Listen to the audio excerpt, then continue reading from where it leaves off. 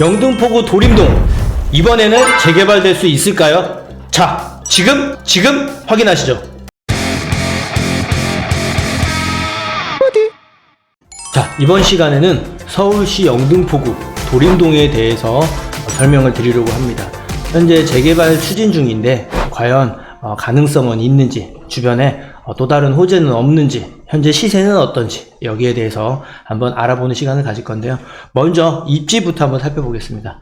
서울 전체를 놓고 봤을 때 지도상의 도림동은 우측, 아래쪽 우측에 위치를 하고 있습니다. 바로 영등포 바로 위쪽에 여의도가 있고요. 여의도 바로 아래쪽에 위치해 있어서 중심권에 이구나 라고 이제 보시면 되고요. 이 부분을 조금 더 세부적으로 살펴볼 건데, 도림동을 기점으로 주변에 교통 호재는 뭐가 있는지 한번 살펴보겠습니다.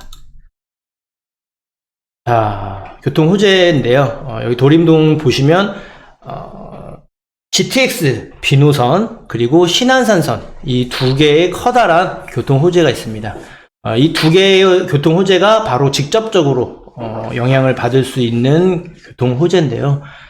첫째, GTX 같은 경우는 송도에서부터 춘천까지 가는 GTX가 바로 옆에 신도림역과 영등포역 이쪽에, 그 여의도역 이쪽으로 이렇게 가는 GTX가 빠르면 올해 말쯤에 착공을 할 예정이고요.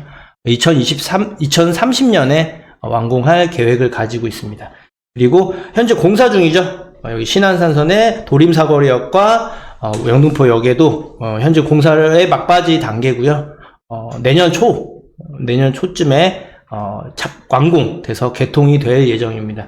이 두 개의 커다란 호재가 현재 공사 중에서 내년에 신안산선이 완공이 되고 내년에 GTX-B가 착공되는 커다란 호재가 바로 내년을 기점으로 다 계획들이 있어요. 그래서 아마 이 부분들에 직접적인 긍정적인 영향을 끼칠 걸로 보여지고요.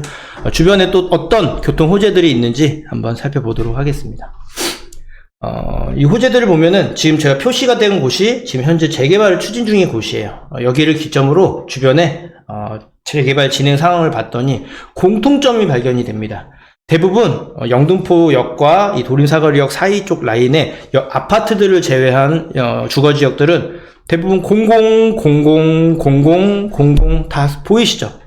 대부분이 다 공공주택 사업입니다. 그래서 공공 재개발이 굉장히 크게 넓게 개발 추진 중이라는 걸 볼 수가 있고요. 이렇게 여기를 제외한 나머지 곳들은 이미 추진을 한창 진행 중이고, 도림사거리역이 또 새롭게 개통을 앞둠에 따라서 그에 따른 부수적인 효과로 해당 지역도 재개발을 추진을 하고 있습니다. 이 지역 같은 경우는 예전부터 얘기가 있었고 추진을 계속 해왔는데 개발 변경이 계속됐어요. 그 역사를 한번 살펴보자면요. 공공재개발을 예전부터 주거환경 정비사업을 토대로 공공재개발을 추진했었고 동의율이 70%에 육박할 정도로 굉장히 많은 분들의 재개발을 염원을 꿈꿨던 곳인데, 주변에 도림사거리역이라는 신안산선이 또 이렇게 새롭게 공사 중이면서 그 공사 진행이 가시화가 되고, 역세권 개발이 또 2022년부터 2023년까지 좀 화두였어요. 근데 원래는 역세권이 아니었다가 도림사거리역이 확정이 되면서 역세권 개발을 또 추진을 하다가 작년 6월 30일 날 역세권 법령이 변경이 되면서 바로 빠르게 신속통합 기획 민간 재개발로 재추진을 해서 현재 상황에 이르게 됐습니다.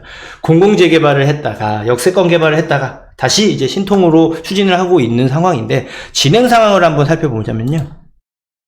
일단은 작년 9월 24일 날 주민설명회를 개최를 했다는 걸 알 수가 있습니다. 그러면서 동의서를 걷기 위한 연번을 부여를 했고, 작년 11월 말 기준으로 26.1%의 동의율을 거뒀었고요. 현재 2월 기준으로 추산입니다만 동의율은 33% 정도가 됐다라고 저도 전해 들었습니다. 그래서 이 속도대로라면은 빠르면 연말쯤에 50% 동의율을 채워서 그 후보지 신청을 할 수 있을 걸로 예상이 되고요. 진행 상황들을 한번 보자면, 추진하는 곳들은 지금 올 12월에 후보지 선정을 목표로 잡고 있어요. 현재 이미 30%가 넘어서 선정 기준에 부합합니다만 50%를 넘겨서 바로 정비구역 지정까지 신청할 수 있게 넉넉하게 50% 이상 걷어서 후보지로 신청을 할 예정이고요. 현재 속도대로라면은 이 부분도 가능성은 있습니다. 네, 그래서 현재는 이거를 하기 위해서 동의서를 진구하고 있는 중이다라고 보시면 되고, 계획대로가 잘 진행이 된다면 32년 연말에 준공할 예정이다라고 이렇게 안내가 되어 있어요. 아마 많은 경험을 하신 분들은 이대로 되면 좋을 것이고, 안 되더라도 보통 한 1, 2년 정도는 딜레이가 될 수 있다라는 점을 염두에 두시고 이렇게 되겠구나라고 큰 흐름으로 봐주시면 되겠고요. 현재 이 진행 구역에 잡혀있는 곳들의 소유주들은 580세대, 현재는 대략 한 530세대에서 40세대 정도 되는데, 새로운 신축들이 새롭게 건립이 완료된 걸 기점으로 봤을 때 넉넉하게 잡아서 약 580세대 정도가 되지 않겠냐라고 체크를 해 놓은 거고요. 새롭게 생겨난다고 한다면 총 1772세대로 변경이 됩니다. 그런데 임대는 466세대이기 때문에 이거를 제외한 실제 금액은, 실제 세대수는 1306세대예요.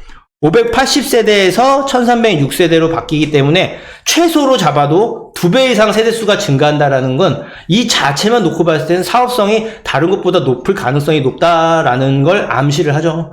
이런 경우는 사업 진행함에 있어서 잡음이 덜할 수 있고 더 빨라질 수 있는 긍정적인 요소 중에 하나가 될 수가 있어요. 자, 그러면 실제적으로 가능성이 있는지 예상 세대수를 제외한 실제적인 부분들을 한번 살펴볼 건데요.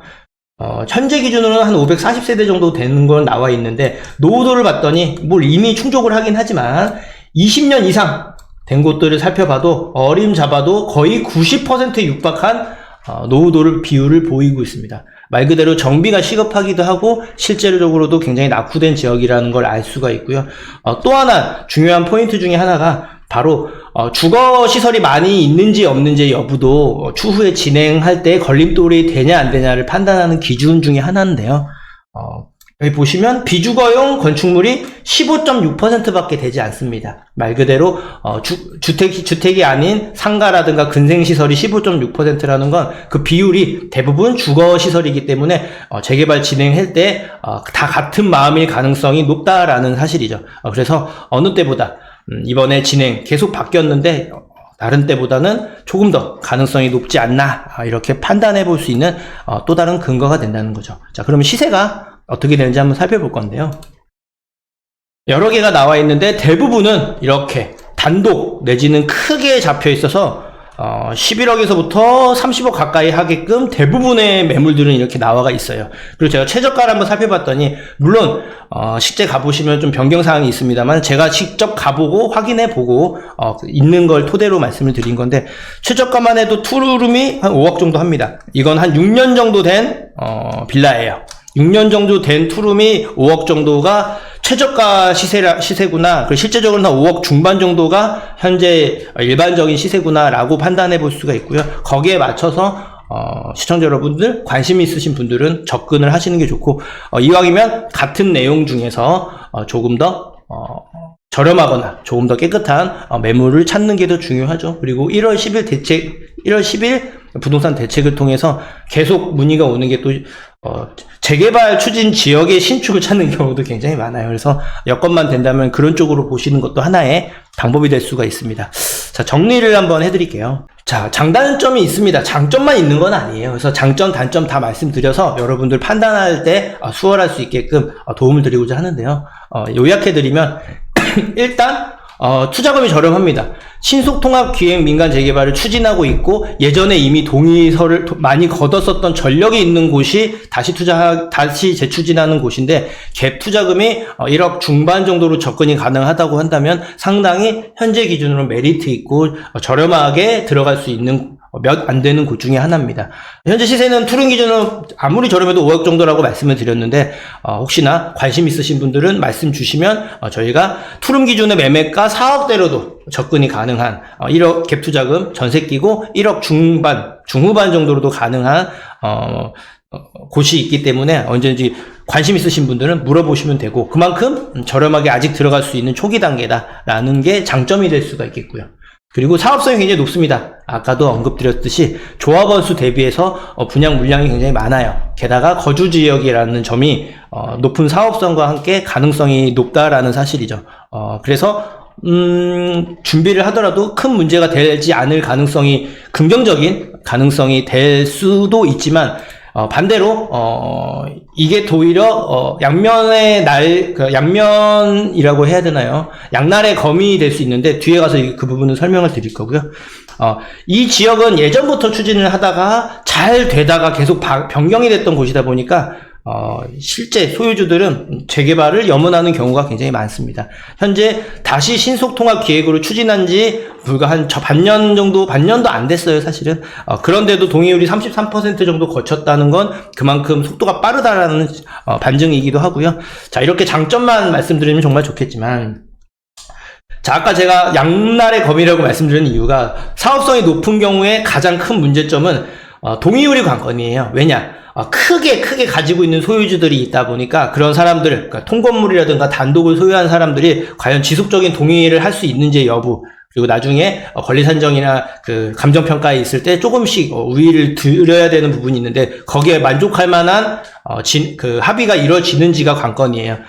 그래서 장점이면서도 또 다른 단점, 우려스러운 점 중에 하나는 너무 사업성이 좋고 뛰어나다 보니까 그만큼 크게 가지신 소유주들의 동의를 실제적으로 지속적으로 지원을 받기 위한 그런 과정들도 필요하다라는 걸 말씀드릴 수 있겠고요.